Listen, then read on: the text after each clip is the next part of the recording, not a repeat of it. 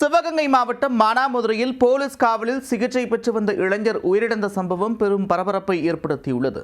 2 இளைஞர்களை வெட்டிய வழக்கில் கைது செய்யப்பட்டவர் உயிரிழந்தது எப்படி? போலீசார் மீது பெற்றோர் குற்றம் சாட்டுவது ஏன்?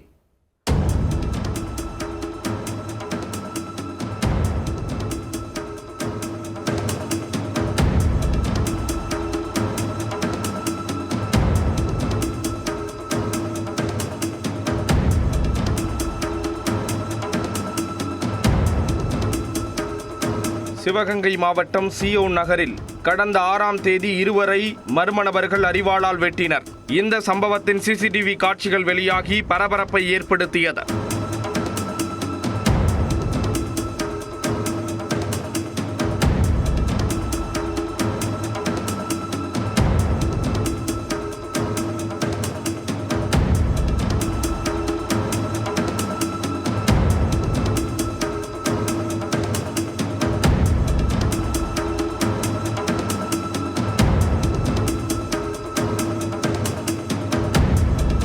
தாக்குதலில் காயமடைந்த மானாமதுரை ஜீவாநகர் பகுதியைச் சேர்ந்த ஜெயக்குமார், ஆதனூர் அழகர்சாமி ஆகிய இருவரும் மருத்துவமனையில் சிகிச்சை பெற்று வருகின்றனர். இது தொடர்பாக மானாமதுரை காவல்துறையினர் வழக்கு பதிவு செய்து கிருஷ்ணராஜபுரம் பகுதியைச் சேர்ந்த ஆகாஷ் டெலிசன் மற்றும் குணா என இருவரை கைது செய்தனர்.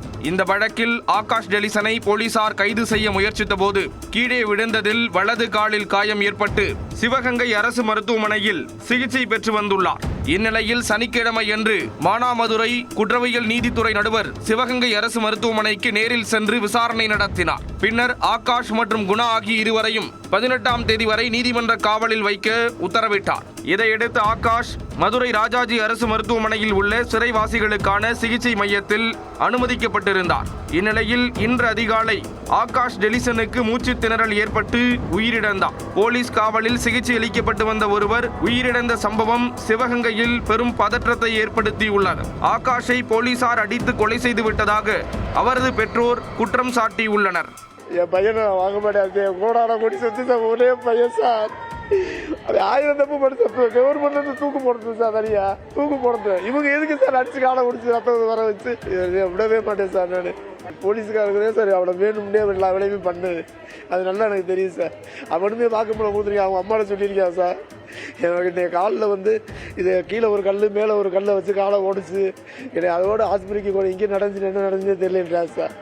பாலத்துலேருந்து எப்படி சார் குதிக்க முடியும்? அவனுக்கு லூஸாக பிடிச்சிருக்கு. 1000 தப்பு செஞ்சாலும் பாலத்துலேருந்து எப்படி சார் குதிப்பேன்?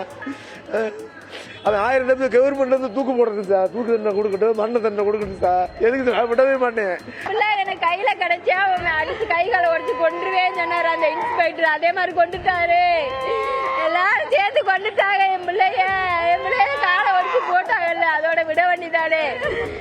ஆகாஷ் உயிரிழந்ததை தொடர்ந்து போலீசாரை கண்டித்து அவரது உறவினர்கள் மற்றும் ஊர் மக்கள் சாலை மறியல் செய்தனர். திடீர் மறியலால் மானாமதுரை ராமேஸ்வரம் சாலையில் சுமார் 2 மணி நேரம் கடும் போக்குவரத்து நெருக்கடி ஏற்பட்டு பயணிகள் கடும் சிரமம் அடைந்தனர். மானாமதுரை தேசிய நெடுஞ்சாலையில் சுமார் 5 கிலோமீட்டருக்கு வாகனங்கள் அணிவகுத்து நின்றன. போலீசார் சமாதான பேச்சுவார்த்தை நடத்தி உரிய நடவடிக்கை எடுப்பதாக உறுதியளித்ததை தொடர்ந்து மறியலில் ஈடுபட்டவர்கள் கலைந்து சென்றனர். இந்த சம்பவத்தை தொடர்ந்து அந்த பகுதியில் போலீசார் குவிக்கப்பட்டு பாதுகாப்பு பலப்படுத்தப்பட்டுள்ளது. மேலும் ஆகாஷின் உடல் வைக்கப்பட்டுள்ள மதுரை அரசு மருத்துவமனையிலும் போலீஸ் பாதுகாப்பு அதிகரிக்கப்பட்டுள்ளது.